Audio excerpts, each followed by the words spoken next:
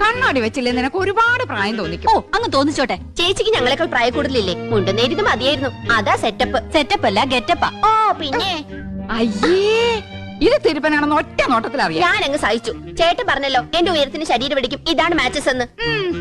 അതൊക്കെ പോട്ടെ. എന്നാ എനിക്കൊന്ന് പറയാനുണ്ട്. ഞാനാണല്ലോ ഏറ്റവും മൂത്തത്. യമുന വന്ന ആദ്യം വരേണ്ടത് എന്റെ മുറിയിലേക്കാ. നാക്കെടുത്ത യമുന ഇംഗ്ലീഷേ പറയൂ. കുറച്ചെങ്കിലും ഇംഗ്ലീഷ് അറിയാവുന്ന എനിക്കാ. ആദ്യം എന്റെ മുറി വരട്ടെ. കാണാലോ പൂരം. യമുന ആദ്യം എന്റെ മുറിയിലേക്ക് വരൂ. ഞങ്ങൾ സമപ്രായക്കാരല്ലേ. ഭാഗ്യദോഷത്തിന് ഞാൻ സിനിമാ നടിയായില്ലെന്നുള്ള കാര്യം യമുനയ്ക്ക് അറിയാം. അത് ശരി. ഇതെന്താണ്? എവിടുന്ന ചേച്ചി? എന്റെ കൂട്ടുകാരി ഭവാനിയുടെ അടുത്തുനിന്ന് കടം വാങ്ങിച്ചതാ. ഇതൊന്ന് കെട്ടിത്തന്നേ. എന്റെ പൊന്നും കൊടുത്ത ചേച്ചിയല്ലേ, ഇത് എനിക്ക് തരുമോ? എനിക്കിതാ ചേച്ചി. അപ്പൊ രണ്ടുപേർക്കും വേണം ഇല്ലേ?